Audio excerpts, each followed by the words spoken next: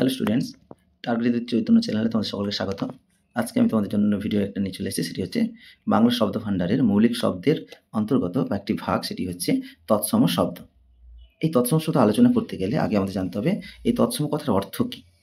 তৎসমকে আমরা দুটি ভাগে ভাগ করছি, একটা হচ্ছে তৎ আর একটা হচ্ছে সম। একটা হচ্ছে তৎ আর একটা হচ্ছে সম।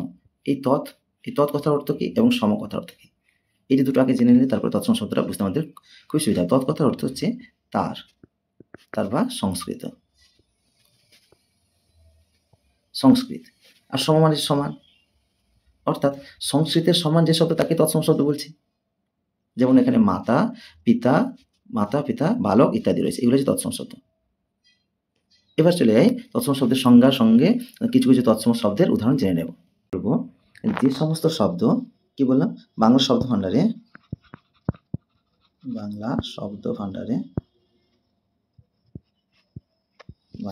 ভাণ্ডারে যে সকল শব্দ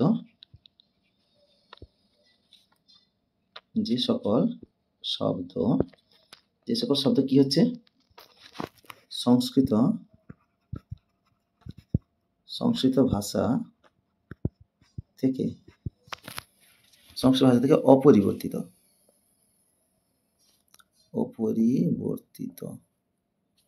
বা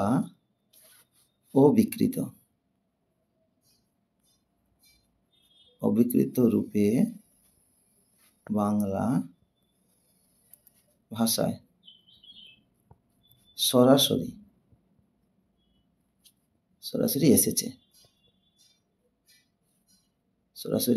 এসেছে এবং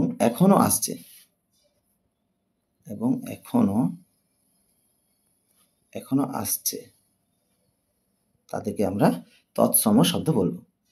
এবার কতগুলি তৎসম শব্দের উদাহরণ আমরা খুব সহজে কিভাবে মনে রাখতে পারি সেটা জেনে নেব, বা কিভাবে মনে রাখা যায়, তো সেক্ষেত্রে আমরা এটাকে আলোচনা করব।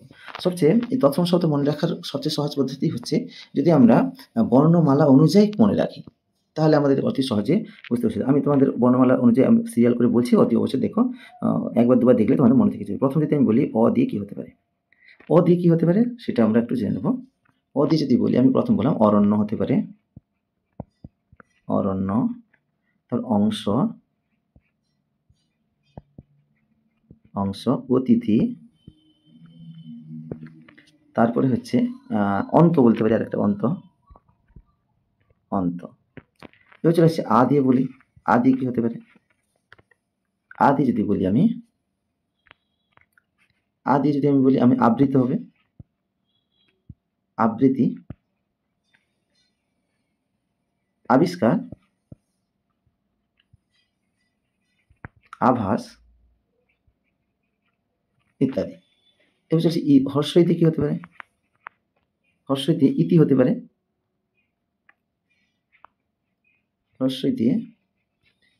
পারে, ইতি কি হবে, ইষ্টদেব হবে,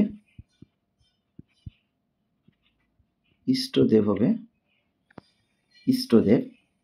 আর কি হবে, ইহলোক হবে, এটা ভুল হলো, ইহলোক, হর্ষই হ, ইহলোক। এবার চলে আসছে হর্ষ দিয়ে কি হতে পারে। এইভাবে যদি আমরা মনে রাখি বর্ণমালা অনুযায়ী, তাহলে দেখবে অতি সহজে তুমি মনে রাখতে পারছো। হর্ষ দিয়ে উত্তাপ হবে, উদ্যত, তারপরে হচ্ছে উত্তম হবে ইত্যাদি। এরপর চলে আসি ক দিয়ে, ক দিয়ে হতে কর্ণ, তারপরে কৃষ্ণ, কৃষ্ণ। আর কি হতে পারে, কৌশল হতে পারে, কৌশল। এবার চলে আসি কয়ের পরে আমরা গ দিয়ে আলোচনা করবো। গ দিয়ে কি হতে পারে, গ্রাম, গৃহ ইত্যাদি হতে পারে। তারপরে চলে আসি প দিয়ে হতে পারে, আবার এইভাবে গ ঘ, তারপরে তুমি ত দিয়ে দিতে পারো, ত দিয়ে যদি হয়, ত দিয়ে কি হতে পারে, ত দিয়ে তপন হবে, পেনটা ডিস্টার্ব করছে কেন, তপন,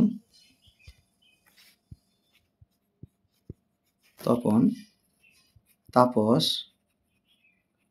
তপবন, তপবন। এরপর চলে আসি আমরা, দন্তস্মৃতি কি হতে পারে? দন্তস্মৃতি হবে সূর্য,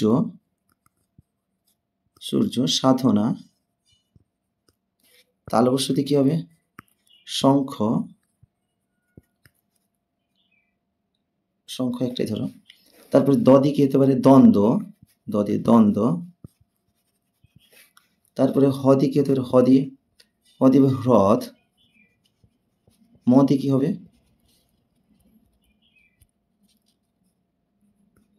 হ্রদ। মদি কি হবে?